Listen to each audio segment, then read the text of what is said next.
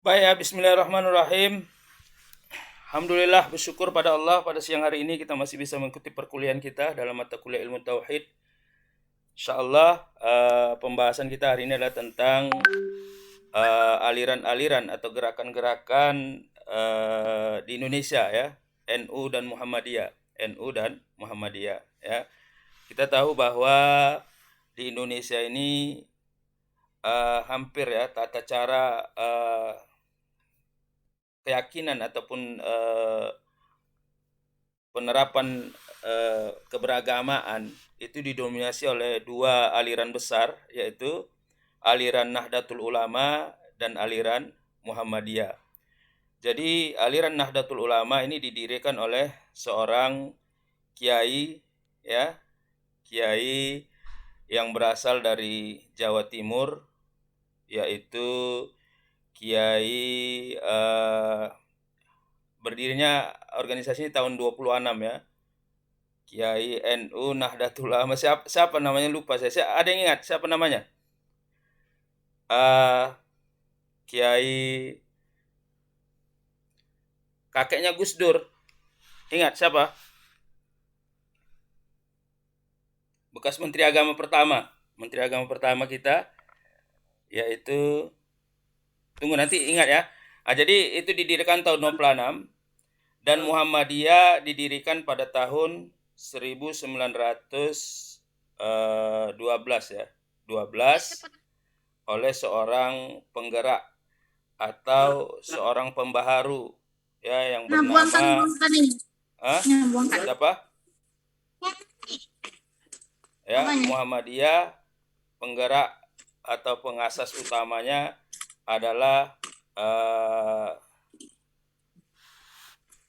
siapa namanya yang Muhammadiyah? Ada ingat? Ada yang dari Muhammadiyah sini? Ahmad Dahlan, Pak. Ya, Ahmad Dahlan. Kiai Haji Kiai Ahmad. Haji Ahmad Dahlan. Yang NU Hasyim Asy'ari ya, Kiai Haji Hasyim Asy'ari ya. Ini dua tokoh besar umat Islam di Indonesia ketika itu yang sama-sama berguru dengan seorang guru yang sama ya. Namanya Syekh siapa namanya? Syekh Muhammad Al-Padani ya, Al-Padani. Yaitu artinya guru yang sama, artinya dari secara apa? Dari guru yang sama terjadi perbedaan pandangan ya, perbedaan pandangan yang cukup hampir boleh dikatakan berjauhan ya. Satu mengamalkan fikihnya mazhab Syafi'i ya, fikihnya mazhab Syafi'i, kemudian tauhidnya Imam Abu Hasan Al-Asy'ari dan Al-Maturidi, kemudian tauhidnya tasawufnya Imam Al-Ghazali. Sementara Muhammadiyah ya, dia menjadikan ya tarjih. Tarjih itu artinya mengambil sesuatu dalil yang dianggap kuat. Jadi dia istilahnya tidak memilih mazhab tertentu, tapi kebanyakannya mazhabnya ini berlandaskan mazhab Imam Ahmad ibn Hambal. Ya, contohnya umpamanya dari sisi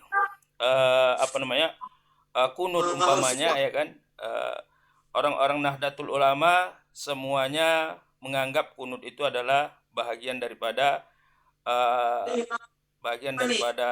sunat sholat yang harus dilakukan. Sementara pahaman Muhammadiyah menganggap bahwa kunut bukan merupakan sesuatu yang harus dilakukan.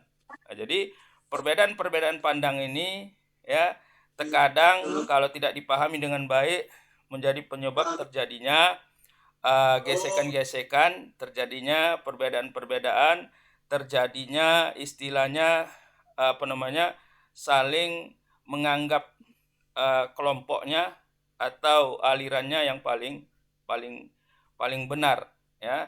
Jadi banyak, karena memang Muhammadiyah ini basisnya pembaharuan, ya, jadi banyak budaya-budaya, tradisi-tradisi yang mereka tolak, ya, umpamanya contoh tahlil, ya, kemudian istilahnya talqin mayat, ya, kemudian istilahnya mengadakan kajian-kajian ataupun wirid yasin.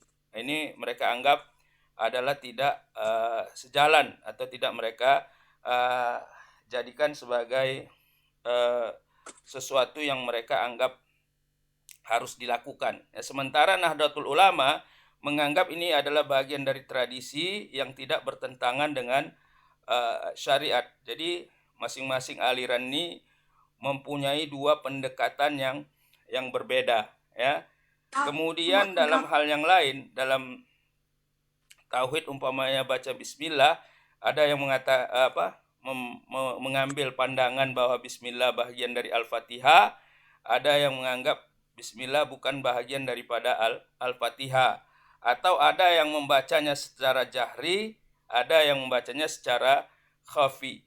Dan ini banyak berlaku di dalam masyarakat kita, ya, dalam masyarakat kita, sehingga dulu tahun 1900 sebelum kita 90-an, 80-an, 70-an ini terkadang terjadi, ya, benturan-benturan dalam masyarakat. Sedangkan Kiai Ahmad Dahlan saja kalau kita baca sejarahnya, ketika dia mulai membuat perubahan di Yogyakarta, karena basis Muhammadiyah itu adalah di Yogyakarta, di Kauman. Kenapa? Karena memang disitulah Kiai Haji Ahmad Dahlan mula-mula mendirikan gerakannya, kemudian sampai bisa diterima oleh masyarakat, kemudian menyebar ke Indonesia secara umum, ya, ke Sumatera Utara, ke Sumatera Barat.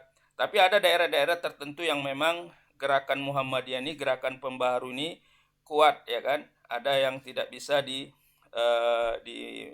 tidak bisa dalam arti kata tidak bisa dimasuki dalam daerah-daerah yang tradisi NU-nya kuat, ya. Ini bukan berarti bahwa gerakan Islam ini hanya dua ini saja, tetapi yang paling besar di Indonesia adalah dua gerakan ini, yaitu Nahdlatul Ulama dan gerakan Muhammadiyah. Jadi karena ada dua pandangan yang berbeda, ya, ada dua pendekatan yang berbeda, maka dalam masyarakat kita juga terkadang tata cara dalam pelaksanaan ibadah, ya, ada hal-hal yang berbeda. Jadi di sini kenapa kita kaji ini, kenapa kita pelajari ini, supaya kita bisa saling memahami.